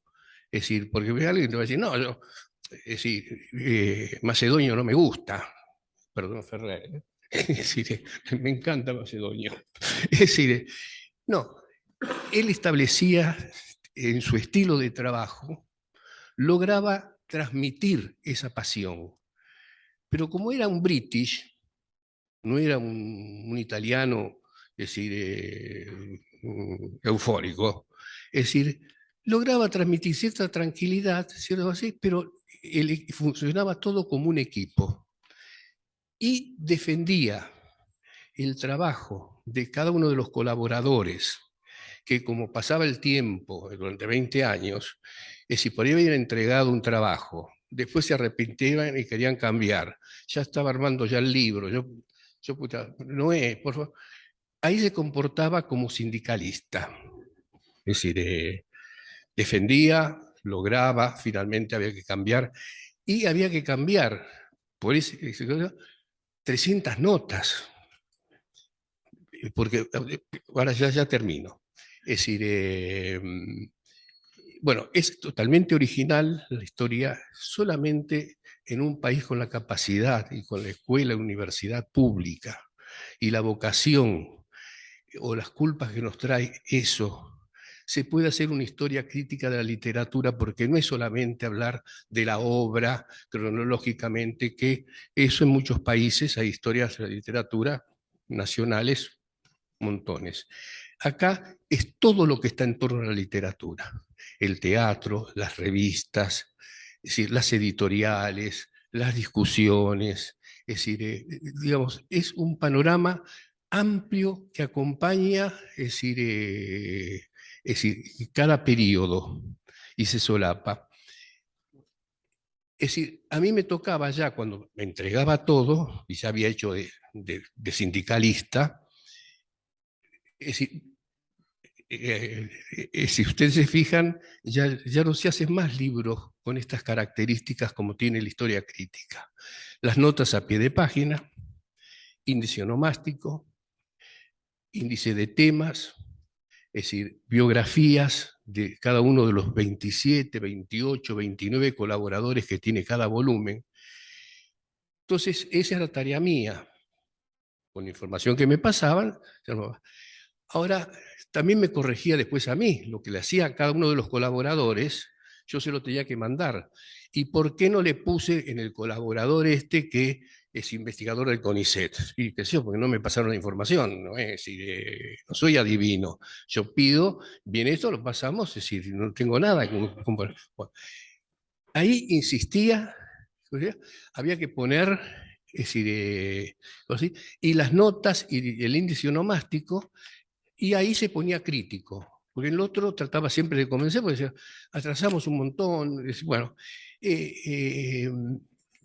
así quería demostrar que no solamente tiene una obra extensísima, es imposible de abarcarla, en todos los rubros y todos los géneros, pero como organizador, como llevar adelante un proyecto, le llevó 20 años. Es decir, y la última reflexión, cuando Celina me llama para que hacían esto, me alegro mucho, yo pensaba que era como Golobov, un lugar de amigos que nos decíamos, contaríamos alguna anécdota. Es decir, me dice que en Pereira estaba trabajando para una historia de la literatura colombiana a imagen y semejanza de la historia crítica de la literatura argentina. Es decir, tenía 94 años. Es decir, aunque los colombianos trabajen más rápido y haya más dinero detrás, hay que ser un poco optimista y tener fe y confiar en la importancia de lo que uno está haciendo para dar el puntapié. Alguien lo seguirá. Y así era Noé. Y quiero agradecerles a Noé el haberlo conocido por todo lo que me dio. Y gracias a ustedes y a todos nosotros que, bueno, que nos pudimos juntar y despedirnos de Noé, es decir, que si no hubiese sido algo triste. Gracias.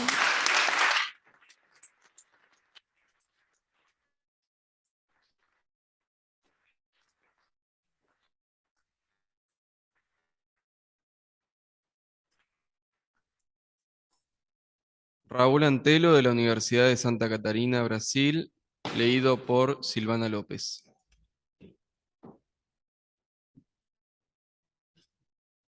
El sueño de uno es parte de la memoria de todos.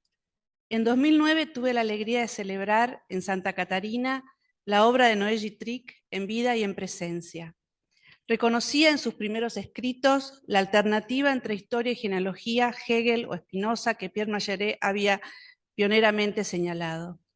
Esa alternativa es la fórmula de la identidad, pero es también la de la equivalencia entre dos términos, cuyo sentido último se encuentra a medio camino en la intersección de ambos dominios intelectuales como una verdad suspendida, aunque captada entre la continuidad, la contestación y el conflicto, y cuya relevancia no dispone de la contundencia de una tesis, sino diseña el movimiento de una figura, de un argumento que estimule la diferencia y el debate.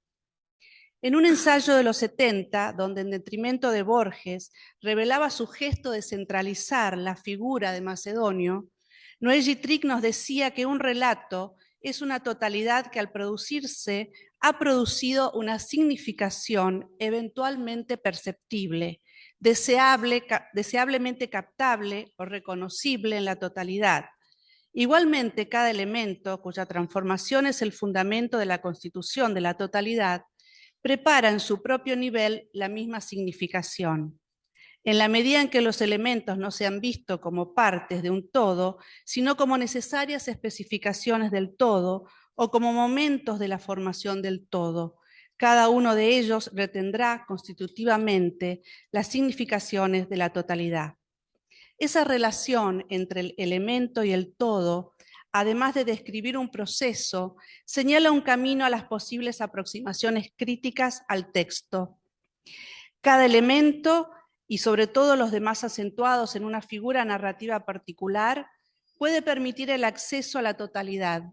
Lo que se encuentra en un cierto nivel de organización intelectual se hallará en los otros y, por supuesto, en la condensación significativa, en ese resto que el conjunto procura y que tal vez resume lo que puede considerarse como la operatividad de la literatura.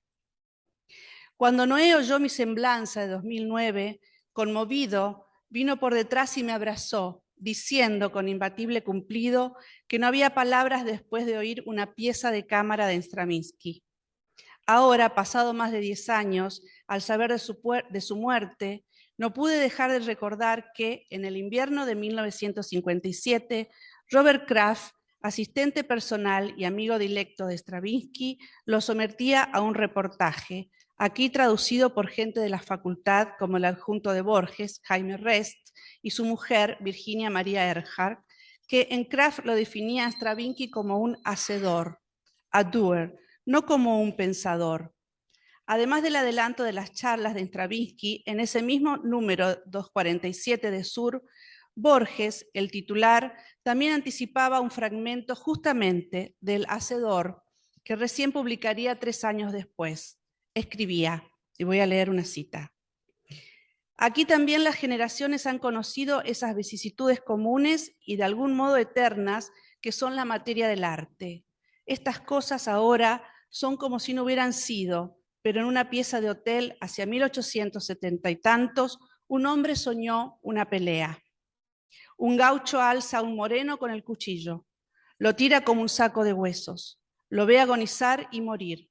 Se agacha para limpiar el acero, desata su caballo y monta despacio para que no piensen que huye. Esto que fue una vez vuelve a ser, infinitamente. Los visibles ejércitos se fueron y queda un pobre duelo a cuchillo. El sueño de uno es parte de la memoria de todos.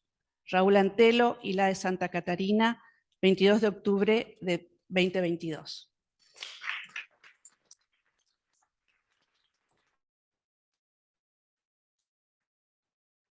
César Valencia Solanilla, de la Universidad Tecnológica de Pereira, Colombia, leído por Juan Pablo Lupi. Buenas tardes. La segunda patria del adiós. Noé Gittrick estuvo tempranamente condenado, un tanto en la esfera de lo simbólico, a una segunda patria itinerante, por razones políticas en primer lugar, por motivos laborales y familiares en segundo, y por vocación intelectual en sus últimos años. Fue muy largo su periplo vital, como extensa su obra literaria, de modo que voy solo a referirme a lo último, porque me siento concernido y comprometido. Tuve la suerte de ser su amigo y haberlo invitado en varias ocasiones a Colombia y específicamente a Pereira. Aquí disfrutamos a plenitud de su compañía en este lugar perdido en el mapa del mundo. Y tuve la alegría, si así pudiera llamarse a esta tragedia, de promover su última visita a esta ciudad y de acompañarlo la noche postrera de su vida, cuando se despidió sin decirnos adiós. Durante muchos años y en diferentes periodos, casi como un militante de la esperanza de un futuro mejor, Noé fue el mentor, gran profesor, cómplice, consejero, crítico e intelectual solidario con nuestros posgrados en literatura en la Universidad Tecnológica de Pereira. Nacimos y crecimos como el primer programa de posgrado con acreditación de alta calidad en nuestra universidad, gracias al protectorado académico, el prestigio y la infinita solidaridad de nuestro amigo Noé. Somos sus hijos literarios y sus amigos de tertulia, de modo que ahora solo nos queda guardar por él un lugar amoroso en nuestro corazón y seguir recibiendo el alimento de su infinita sabiduría, es decir, leyendo sus textos, soñando sus sueños, tratando de entender su a veces enrevesada jeringosa estructuralista, disfrutando de su ingenio crítico y de sus propuestas teóricas o asombrándonos por la grandiosidad que él hallaba en las cosas elementales de la vida. Solía compartir con asombro sus descubrimientos rigurosos frente a los escritores de su país en toda su historia, mientras navegaba por esos ríos amables y graciosos de su narrativa de ficción o de sus ingeniosos sonetos que nos compartió por varios años con factura única. Porque fue infinita su curiosidad intelectual, su entrega a las letras, su prodigiosa jovialidad, de tal modo que tener a Noé con nosotros en Pereira siempre era una fiesta de la fraternidad y la inteligencia. César Valencia Solanilla, Pereira, 24 de octubre de 2022.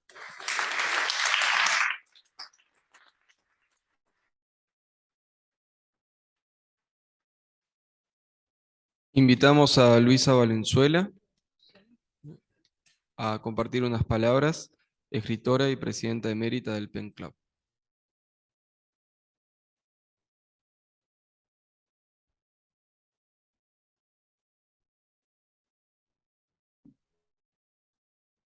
Muchísimas gracias por esta invitación, Celina Manzón y compañía. Es una emoción estar acá celebrando esa vida extraordinaria de Noé y todos los recuerdos.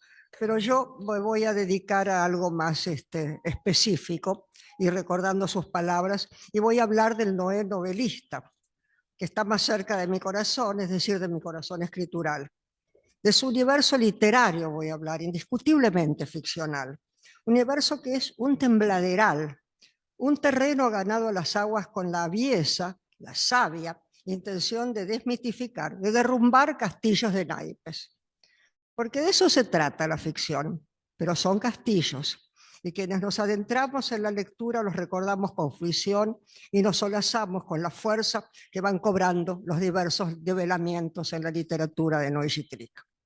¿Qué importa la realidad o no de los personajes cuando los leemos acompañados de infinito goce? ¿Qué es la realidad al fin y al cabo? Eso mismo indagan indirectamente las novelas de Noé, y allí radica su enorme mérito, su absoluta originalidad. Son novelas en todo su esplendor, ajenas a la brillante actividad crítica de su autor tan segura de sí misma. Y son novelas brillantes de suyo, algo inusitado en un crítico, porque como bien dijo en un poema satírico nuestro recordado Leopoldo Brizuela, refiriéndose a que todo crítico estrella cree que escribir ficción es soplar y hacer botella, y cierra así: no es lo mismo hacer la torta que saberse la receta, dijo Leopoldo Brizuela. Bueno, no es el caso de Noé. Él posiblemente se sabía la receta, pero la dejaba de lado cuando hacía la torta, es decir, escribía una novela. Mi personal deslumbramiento con la obra ficcional de Noé comenzó en el 97 con la novela Mares del Sur, en la cual la trama policial y la experiencia traumática de los años de la más feroz dictadura cívico-militar tienen como telón de fondo a la ciudad de Mar del Plata, con sus mesas de juego como un símbolo del riesgo de la literatura y en la vida. Me atrajo sobre todo su protagonista, el inspector Malerba, el personaje que llegamos a querer, quizás hasta sufrir y temer por él, con él, a pesar de que a cada rato el omnipresente autor nos repite que se trata de un ser de papel producto de su imaginación. Y entonces creemos sin creer o viceversa, y el contexto político de trasfondo se nos viene encima con una realidad que la ficción enaltece. La pluma de Noé no se cansó de explorar zonas fascinantes de ambigüedad. Te lo doy y te lo quito, permitiéndote así ver el reflejo de las cosas y los seres, su secreta reverberación. O, para citar a Baudrillard, la transparencia del mar que trasluce tras todo ser sólido, aunque sea de apariencia. Tal cual los eventos y los personajes de nuestro tan querido Noé Gittrick, protagonista de atrapantes aventuras que están hechos del material con que están hechos los sueños. Pensemos en su última novela, en sus últimas novelas, Tercera Fuente del 19, La Vuelta Incompleta del 21 y sobre todo la muy reciente y magistral Un Círculo, aparecida este mismo año. Los títulos ya los dicen mucho. Me centro, y valga la redundancia, en un círculo, sin por eso pretender completarlo. Resumo. En plena pandemia, la familia Latorre, Ambrosio, Marisa y Claudio, es decir, padre, madre e hijo, son sorprendidos por el timbre. Un oficial de justicia busca a un tal Carranza. Se entabla así, de manera casual, el nudo de las indagaciones, contradicciones y desconciertos. Por lo pronto, tras el desconcierto, el matrimonio ha retomado sus lecturas. Y cito, ante uno de los múltiples desconciertos que van apareciendo en la novela, no hay nada que entender. Se trata de una frase, nada más, que evoca ocurrencias. Una que sueña que es el mismo, pero al mismo tiempo es otro y dialoga él con él, el que sueña. Y en ese vertiginoso intercambio, ¿dónde queda la realidad? Porque en ese irreal encuentro entre soñador y soñado todo se pierde cuando el soñador despierta al amanecer, pero no sabe bien dónde está ni quién es. Pero no estaban Ambrosio Latorre, la mujer y el muchacho durmiendo, sino en una tarde cualquiera, aunque encerradas en una casa de clase media. Fin de cita. No voy a contarles la novela, no teman, aunque grande sería la tentación de hacerlo rememorando su impecable arquitectura. Y de arquitectura se trata, porque cabe señalar que la gran protagonista de esta novela es la casa. Esa casa alquilada a la cual la familia se ha mudado poco tiempo atrás y se va develando en secretas zonas ominosas que más tienen que ver con los miedos y las antiguas marcas del terror que con la contundente realidad. Pero contundente realidad, repito, ¿qué cuernos es eso? A cada página nos tira esa pregunta a la cara, entre fantasmas, sueños y constantes necesidad de contar el horror por el cual habremos de transitar de manera oblicua, casi casual, y por eso mismo mucho más intimidante. Pero no olvidar el título de la novela, Un Círculo, novela que empieza así. Suena el timbre, inesperadamente en una casa en la que no se espera a nadie, no a nada, que no es lo mismo. Siempre algo puede llegar y alterar el ritmo de una vida que tiene curso en un interior que desde afuera es impenetrable. Ahora, desde dentro, es otra cosa. Muchas gracias.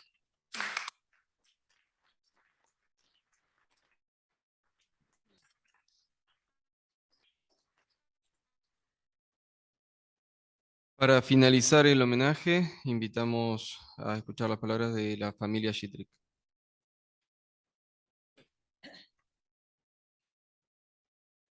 Bueno, buenas tardes. Quiero agradecer de todo corazón al Instituto de Literatura Hispanoamericana, la iniciativa y organización de este homenaje de parte de nuestra, de mi madre y de mi hermana. En particular, a Guillermo Vitali, Adriana Amante y Salina Manzoni, quienes constituyeron el núcleo organizativo. No olvidaremos todo el afecto recibido por la comunidad del instituto y, en general, por buena parte de la larga colección de amigos, editores, alumnos y colegas.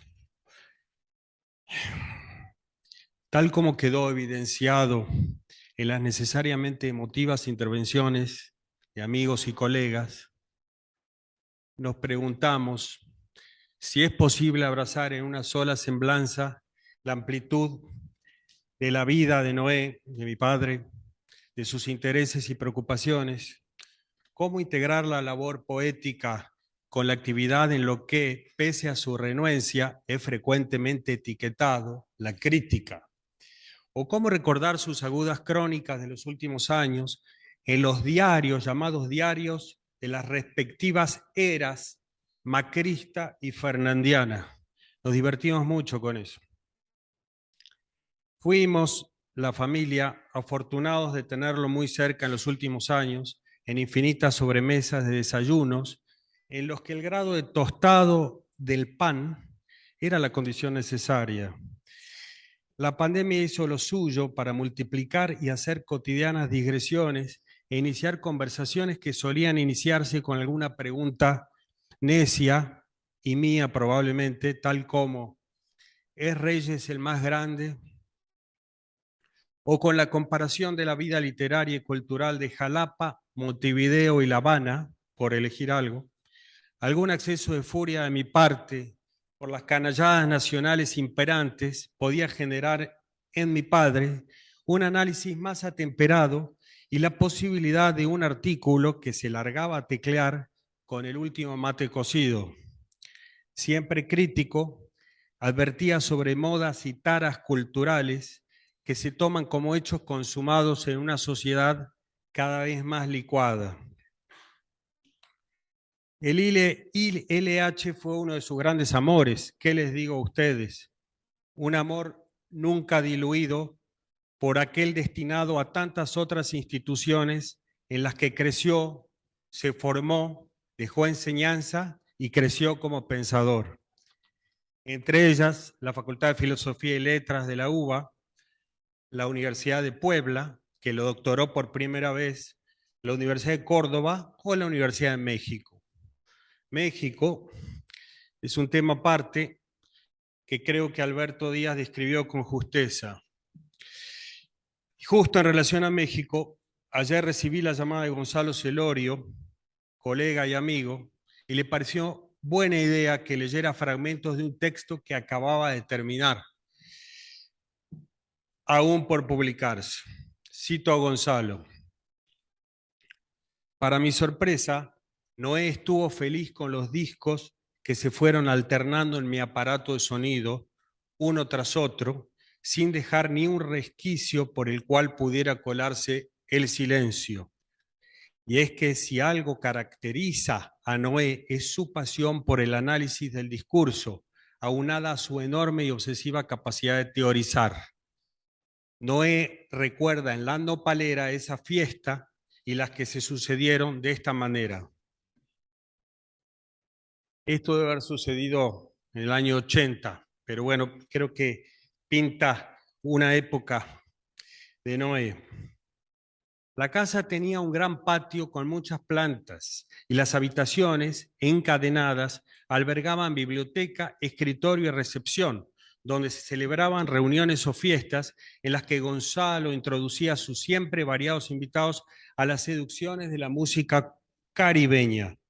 Era una especie de santuario cuyas deidades eran el inevitablemente nostálgico Agustín Lara, siempre entonando alguna falta, María Teresa Vera, una cubana lírica y suave, y el casi metafísico Benny Moré, y el fenómeno poético de Daniel Santos, que arrastraba las R's como si fueran uñas sobre tablas de lavar. Gonzalo comenta sobre otro texto que recordarán que se llama El Melódico Perplejo, y dice, en su nombre, Noé Gitrig lleva el diluvio, la navegación forzosa y la simiente patriarcal. Superviviente de catástrofes, Noé Gitrig es un exiliado y es un fundador. Metió en su arca a las bestias de la tierra y a las aves del cielo, sus recuerdos más apasionados y sus más verdes esperanzas. En México, la paloma pudo posar sus patas y descansar del vuelo. El fino libro que hoy comento, sigue Gonzalo, El melódico perplejo, es, ante todo, un libro de exilio. Respira, por un lado, la añoranza de la patria perdida o lejana, por otro, el difícil anhelo de entender, de sentir la patria adoptada para atenuar la dolorosa condición de exiliado. Esto es para dejar de serlo de algún modo en alguna medida. Así, su escritura oscila constantemente entre la memoria y la sorpresa, entre lejana Buenos Aires, qué linda que has de estar, y el proceloso mar petrificado del Xitle, entre Carlos Gardel y el Huapango potosino, entre uno y otros hemisferios del mismo continente.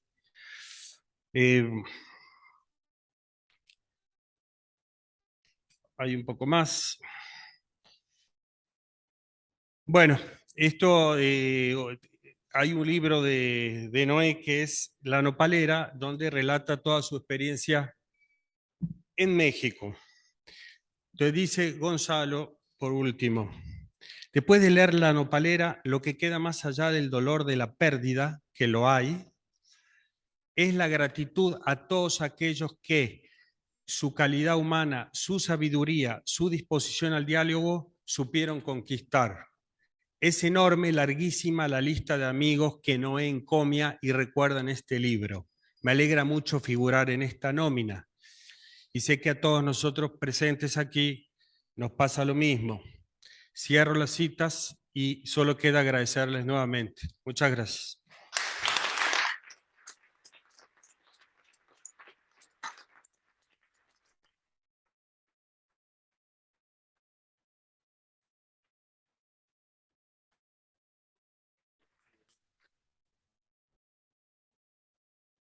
Bueno, damos por finalizado el homenaje. Invitamos a acompañarnos a un brindis para dialogar y hablar.